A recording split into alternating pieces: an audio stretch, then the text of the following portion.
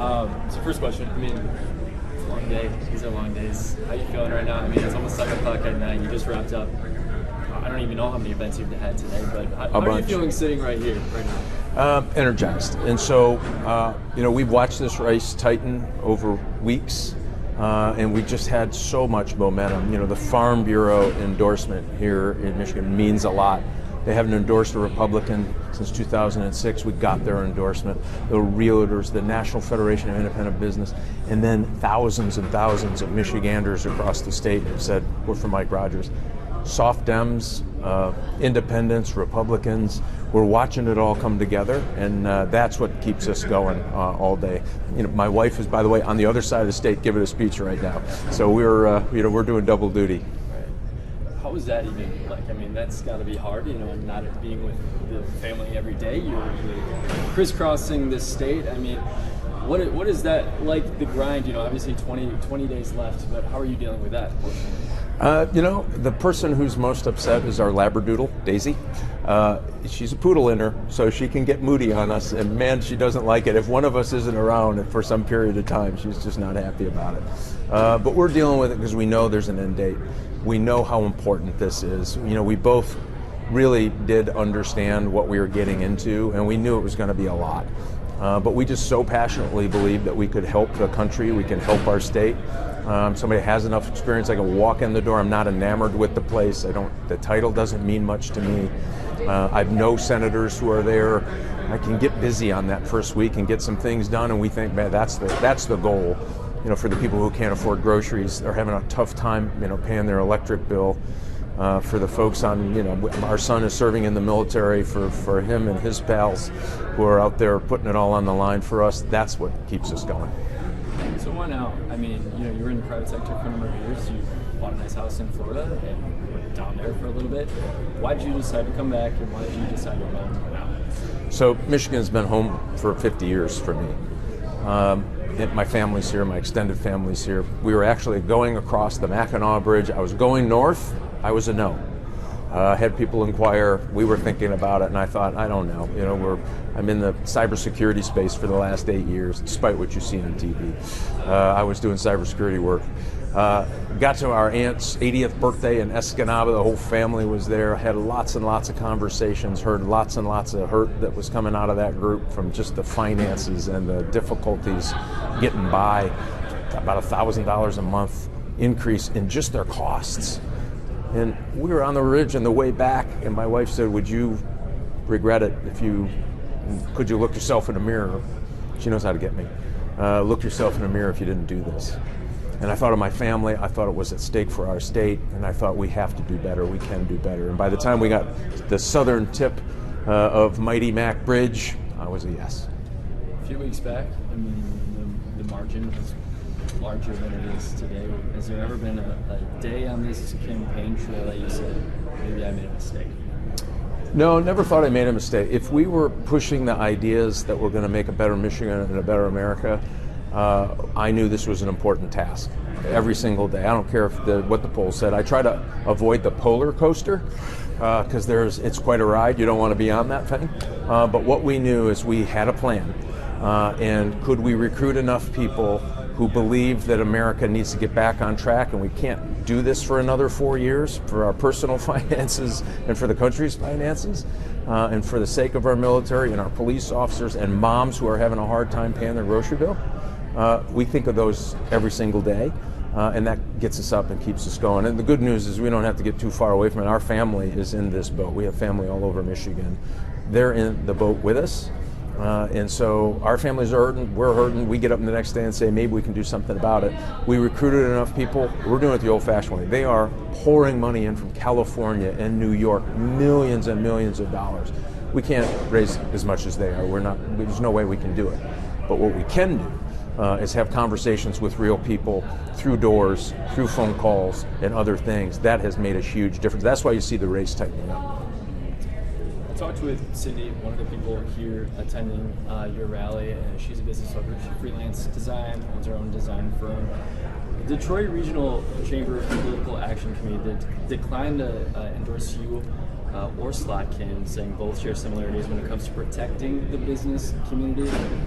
How would you differ from Slotkins kind of business role model, and where would you help jobs, help the business owners? Yeah.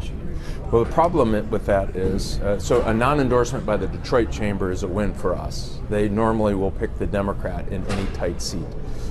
We thought this was a good day for us. This was part of our momentum build, actually, because I understand what it takes to be in business. I'm in business. I understand what it takes to get through tough times. And the problem is, from what people say in Washington and they, or say back here and then do in Washington, two different things. When you look at the spending, yeah. Kind of lost my train of thought here, but so we were talking about the chamber. Maybe we can start over. Yeah. So obviously the chamber is not endorsing you or Slotkin. Just talk a little bit about where you do differ, because they apparently say you don't, and what you would bring specifically from you to the business community. Yeah. So if all of the things that the Biden-Harris administration has done to business, $1.6 trillion in new regulation, all of the spending, all of the hindrance of being for us being energy independent, which has raised gas prices, I'm opposed to all of it. She supported all of it, 100% of it. The National Federation of Independent Business endorsed me. 900,000 businesses across the state. These are small businesses who are struggling under the weight of government regulation, taxation, and all higher prices. And so, listen, I looked at the Detroit Chamber as a win for us. They don't tend to vote or endorse a Republican in a tight race. We had a great meeting. I appreciated their comments in their non-endorsement, and we're moving out. If you care about business, you care about costs, if you care about cost of groceries and electric bills and energy, we're your guy. I talked to Pete Hoekstra, Finance Senator today, and I asked him, what does Mike need to focus on in these last 20 days to shore up? I mean, it is the margins shrinking. To shore up some of those moderate voters, like you said, maybe some of the Democrats that aren't voting for that party. He said the economy. So what specifics do you feel like maybe you need to focus on or make clear for people that are saying, like you said, grocery prices, gas, all of it, it's so expensive right now? Yeah, so, I had a record when I was in Congress, and the Washington Post said I was a rare example of bipartisan leadership. That's important. We're talking to a lot of independent voters about what I did, how I accomplished it. It's easy to say you're bipartisan. It's very different to go back and actually do it. I actually did. When you look at the economy and the big things we have to change, we must become energy independent. Get your gas prices down, get your grocery prices down. We have to take care of farmers. This is the first time in history we've imported more food than we've exported. That's a huge problem for average voters. And the good news is those policies, securing the border, our education system is a wreck. It's a wreck. And I can help do that. We have a literacy crisis in America. I talk to independent voters about literacy, about what we can do to fix it. Get your prices down, get your kids educated, stop the EV mandates, and that's exactly how we're going to win in November. And by the way, the more people are paying attention, that's why you're seeing the votes tighten.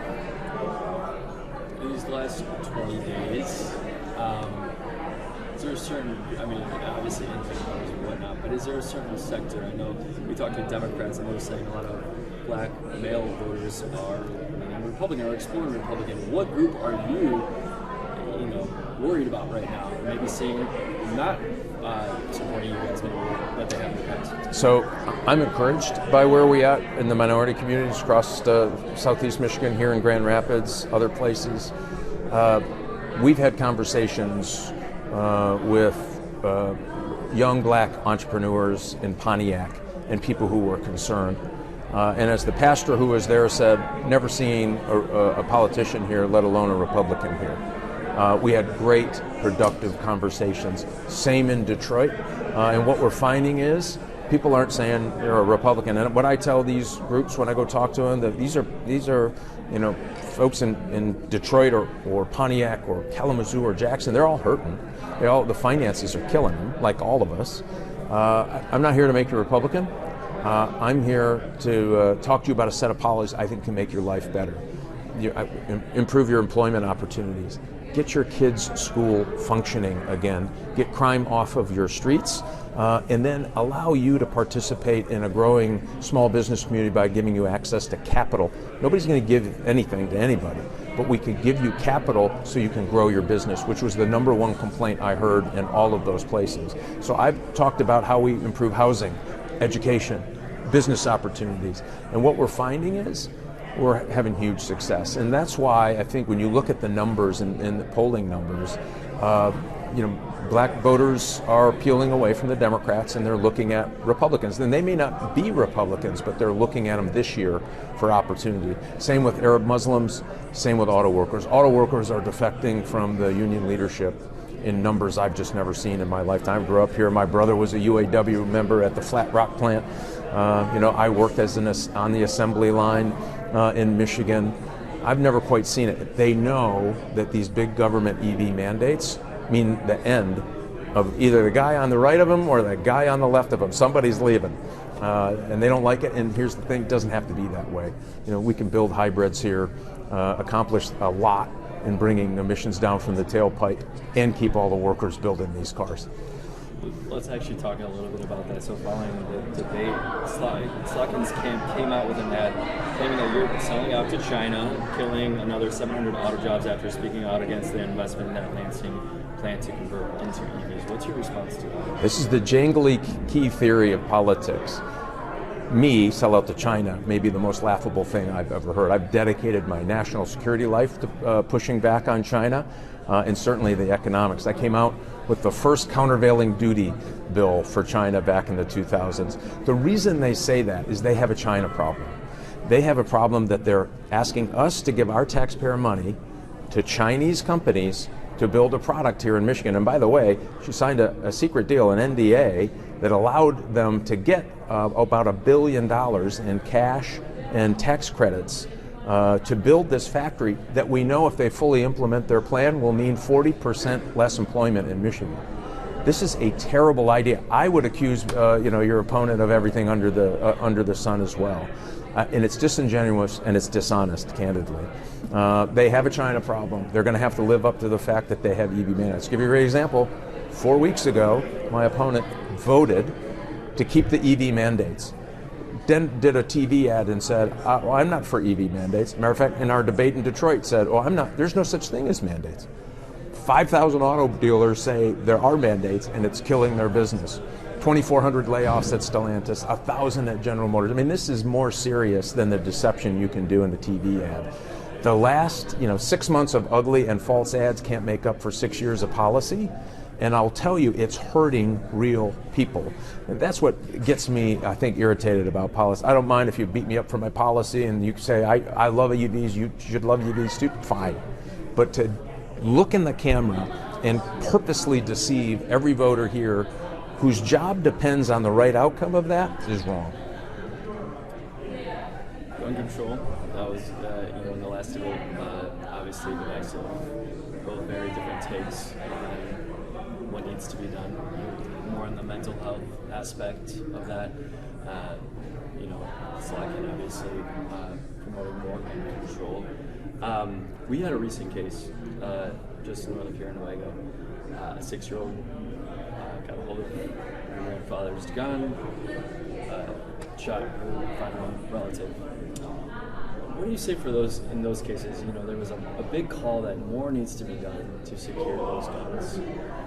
Obviously we just recently did come out with legislation. What do you respond in those cases to people that say, well, that's not a mental health issue? Sure, but those are the rarest cases, number one. Number two, owners of guns should be responsible for the safekeeping of those weapons. I have no problem with it. That we should absolutely hold owners to a higher account. You have to protect those guns from people who don't know how to handle them, use them, or children with those guns. But if you think about where my opponent has talked a great game, but did nothing. The two cases on the southeast side, one at Michigan State and one at Oxford, were handguns. What was the common theme in those cases? Mental health. And they tried to engage the system, and the system did not react. That's the problem. And so under my plan, we're going to get more resource officers at school. I believe that will help. And of course, the Democrats in Lansing just cut 90% of the funding for resource officers and mental health professionals in schools. 90. That's the wrong direction. And so I think we make sure that we have trained resource officers, big idea. The other one is, listen, why are we giving tuition free to people to go off and do whatever when we should say you have to earn that? You're taking your neighbor's money to pay for your education. How about giving something back? How about if you want to be in psychiatry or sociology, you go through a program and spend 5 years at a school making sure that we get something done. Helping those kids, because there's a huge shortage of mental health professionals in schools and counselors. You talk to the schools, they're saying there's a line in some of these schools. These kids are under mental duress in a way I haven't seen. I think it was 2021, 30% of teenage girls thought about committing suicide. Now I think that's a social media problem we have got to get our arms around. Here's the scary number, 10% tried it. Think of it, that's an epidemic. We have got huge problems with mental health. We've got to get ahead of the program, not behind it. And so I argue all our resources, all our effort, we got to get ahead of these things. And we got to figure out what's driving these kids to such mental distress in their schools. I think a lot of it is social media. There's been some proposals about making sure that if you're under 16, you can't have access to social media in the way they do today. I think that we ought to look at that. Because I think that's putting pressure, especially on young women, but other folks, and it's driving them. It's bullying can happen online just as horrifically as it can in a schoolyard, and maybe even harder to get over. If you look at sextortion cases and other things that are on the rise, people are using social media in a way that is so harmful to our kids. So I think there's other great ways we can get ahead of this. That would be my course of action. And again, if you believe this, where's all the legislation? It's been there for 6 years. Where is it? What have you done? Speeches don't do it. Writing letters don't do it. You have to get engaged, build coalitions, and get something done. When I go back, I'm going to get engaged, I'm going to build coalitions, I'm going to get something done. Last question, you're in Kent County. We heard it tonight. It is one of the most watched counties in this general election, presidential election, general election. I mean, you name it. Kent County is being watched. What are you going to do to win Kent County? So we've been here a bunch, which is really, really important. We have a huge ground game here to get people out to vote. So in 2020, what we saw was just a depression of even people who were conservatives or Republicans. This is why Democrats are running TV ads saying, I'm really good on the border, I want to cut spend, and they're running like Republicans because they know that those folks know something is broken.